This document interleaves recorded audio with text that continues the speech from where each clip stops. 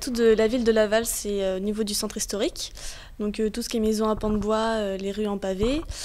Après la Mayenne aussi, je trouve ça cool. C'est une ville qui est forte sur le plan de l'économie, avec beaucoup d'entreprises de dimension internationale. Laval, la Mayenne, est bien située par rapport à l'ouest, c'est-à-dire on est proche de la Bretagne, des grandes villes de Rennes, du Maine-et-Loire, Angers. On est bien desservi au niveau, enfin pour aller sur Paris par exemple, je crois que c'est 1h35 en TGV. Voilà, donc il y a la ville, il y a la campagne aussi, donc je trouve que c'est agréable voilà, de vivre en Mayenne. L'accès, on peut arriver par le train, par le car, on a la Mayenne qui est proche, on a beaucoup de choses à Laval, par exemple le cinéma ou même des salles de concert, par exemple le 6x4. Le centre historique est assez proche du centre-ville à proprement parler, ensuite il y a le halage. Donc tout est à proximité et on peut tout faire en fait en une journée. C'est la proximité avec tous les commerces et le fait que ce soit une petite ville, voilà, tout est à distance minimum. Il n'y a pas d'embouteillage, c'est quand même un atout majeur pour une assez grande ville. Voilà, après le cadre est sympa, on a la Mayenne qui passe, le château. Je pense que Laval est quand même une ville à connaître. C'est bien placé, on a pas mal de grandes villes à côté comme Angers, Nantes, Rennes et qui sont assez proches, en une heure on y est quoi, une heure et demie. Et sinon, que Laval est une belle ville, souvent les clients nous le disent en tant que chauffeur de taxi, moi mes clients me le disent souvent.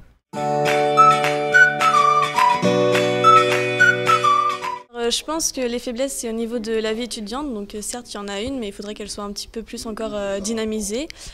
Et voilà, un petit peu plus d'ambiance dans différents bars, des bars à thème. La moindre attractivité de Laval et de la Mayenne en général, voilà, les gens ne connaissent pas forcément le département, ils ne font que passer. Et je trouve ça dommage parce qu'il y a plein d'atouts et il faudrait absolument qu'on arrive à développer justement cette attractivité. Que les gens ne connaissent pas assez, que même des fois ils ne savent même pas situer Laval sur la carte. Faiblesse principale, c'est la mauvaise réputation qu'on peut voir dans les autres régions. En fait, Laval, c'est pas très coté. Notoriété, c'est-à-dire qu'on est un département qui a une espèce de force tranquille, mais qui sur le plan de la communication n'ose pas trop ou pas suffisamment. Et les clients qui viennent à Laval, ils me disent pour la plupart, écoutez, c'est une ville très agréable, c'est une ville que je ne connaissais pas, mais une ville où il semble qu'il fait bon vivre et qui est agréable. Voilà, donc plus de notoriété, ça ferait pas de mal. Toujours pas desservi avec Angers, par exemple, au niveau du train. C'est une petite ville chaleureuse où il fait bon vivre et vraiment agréable à vivre. Les logements sont peut-être moins chers que dans d'autres villes. Et ce qui nous permet d'être à proximité du centre-ville. Donc quand je suis arrivée à Laval, pour moi c'était plus une ville très rurale, campagne, tout ça, et finalement on s'aperçoit que pas vraiment. Moi je trouve que c'est une ville qui bouge quand même assez. Je suis étudiante depuis l'année dernière et c'est vrai que la qualité de vie est assez bien. C'est surtout une ville, je pense, qui est adaptée aux familles. Voilà, tout est proximité, les écoles, il y en a quand même un certain nombre. Au niveau de la politique petite enfance, honnêtement, je pense qu'il y a peu de villes qui ont une politique petite enfance qui soit aussi développée. C'est une ville où tout est simple. Enfin, on s'y plaît plutôt bien, quoi. Et puis, elle est ni trop grande ni trop petite. C'est pas mal. Il y a beaucoup de restaurants, donc on est une région riche sur le plan gastronomique, beaucoup de talents de chefs.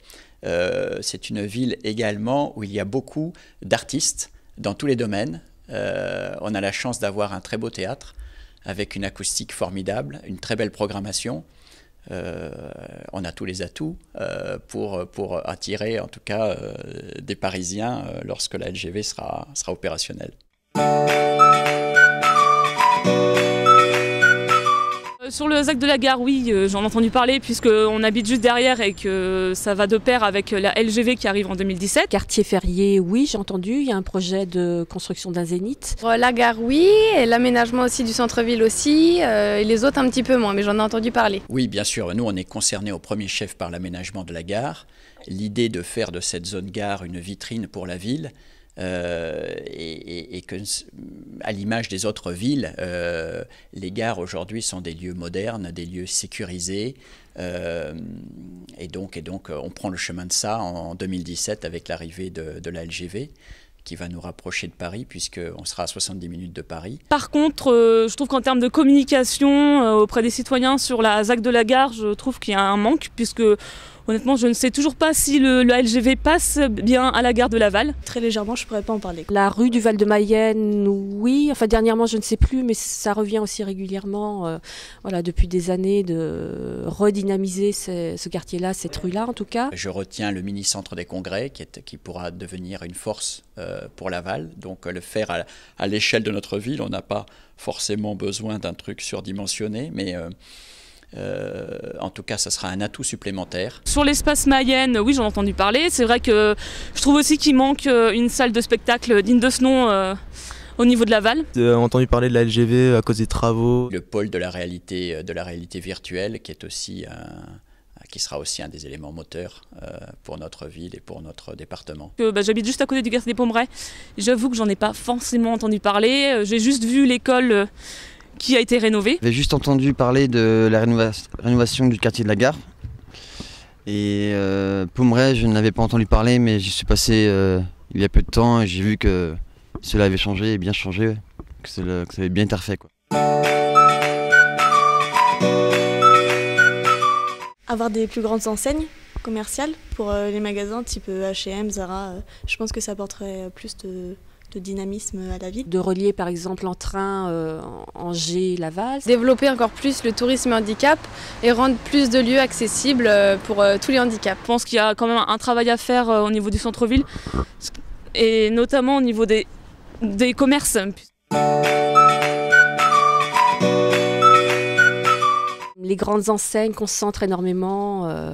Par exemple, si on parle de poissonnerie, il n'y en a plus qu'une, je crois, dans le centre de Laval, au Halles, qui n'est pas ouverte tout le temps. Une grande chaîne comme H&M ou Zara viendrait peut-être s'implanter sur Laval. Garder comme ça les petits commerçants dans le centre-ville. Des magasins aussi de maquillage, vêtements. Je suis une fille, quoi, donc tout ça, quoi. Des plus grandes enseignes en centre-ville. Pour faire un centre commercial dans le centre-ville. Pas forcément en plus, mais plus dans le centre-ville. Je trouve qu'il n'y a pas suffisamment de commerce de proximité.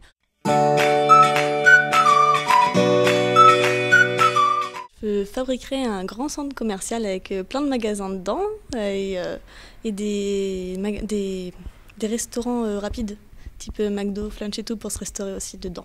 Penser à un espace d'exposition pour les artistes, peintres, sculpteurs, etc. Il y a un exemple en ce moment avec l'exposition de Claude Baillargeon à l'espace Médiapole. La construction plutôt, par exemple des salles de concert. Je ne sais pas où ça en est, par exemple sur la porte Becheresse, parce qu'on a quand même ces belles tours sur Laval, mais je crois qu'on ne peut pas les visiter, ou alors pas pour l'instant. Voilà. Donc ça, je trouverais que ce serait intéressant de s'y pencher.